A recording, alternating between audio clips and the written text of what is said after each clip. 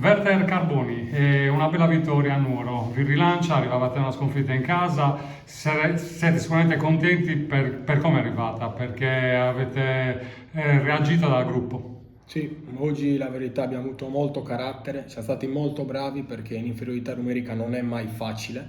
Poi venendo qua a Nuoro, già di difficile 11 contro 11, in 10 contro 11 diventa ancora più tosto, ma abbiamo reagito molto bene.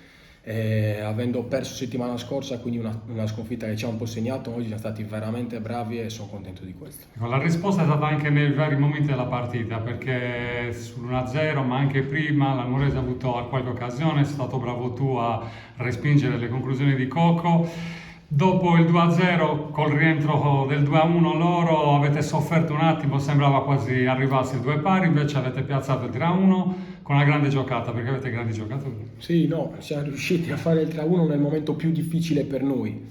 Poi ci sono state molte occasioni da parte loro, altrettante nostre, e noi siamo riusciti a capitalizzare bene, loro non tanto, però sono contento guardando la nostra parte che siamo riusciti a tirarci via le scorie della settimana scorsa perché ce n'erano tante. Risalite un attimo in classifica, ci si chiedeva ma l'Ossese cosa fa? Reggerà il ritmo forsennato delle prime in classifica e poi vediamo in panchina che c'è l'Isai e la risposta della società è che vuole continuare a primeggiare, a Ma gareggiare. sicuramente ci sono squadre molto molto importanti in questo campionato. Quest'anno l'eccellenza è veramente complicata perché Monastir e Budoni su tutte secondo me hanno fatto due compagini molto molto importanti. Noi giustamente siamo lì, adesso con l'ingresso di Lisai sicuramente un giocatore molto importante per questa categoria e noi cercheremo di stare lì sopra. Poi quello che il calcio ti dà si vedrà alla fine. Adesso siamo ancora all'inizio, ci stiamo conoscendo ancora meglio giorno dopo giorno perché siamo tutti ragazzi nuovi,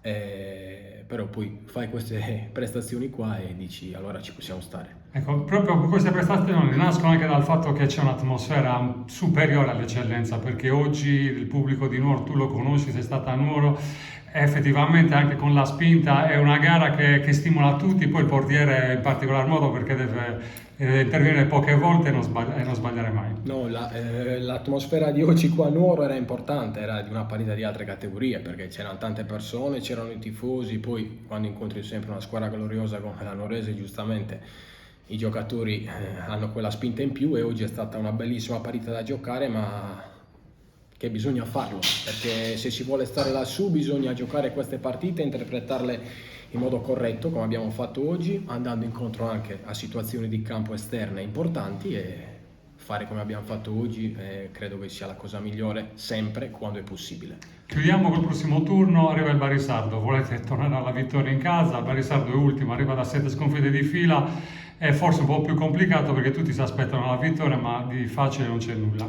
Sì, io dico sempre che tutte le partite sono estremamente difficili. Domenica arriva il Barissardo e in questo campionato non si sa mai, è sempre un punto di domanda, devi affrontare tutte le partite come abbiamo affrontato questa, come abbiamo affrontato Tempio, senza abbassare la guardia, perché poi se vedi 7 giorni a oggi, Villa Simius abbiamo perso. Quindi credo che bisogna crescere in questo e lo stiamo facendo, non solo trovare gli stimoli in questi campi o con queste squadre, ma averli sempre. Grazie Berta, complimenti. Grazie.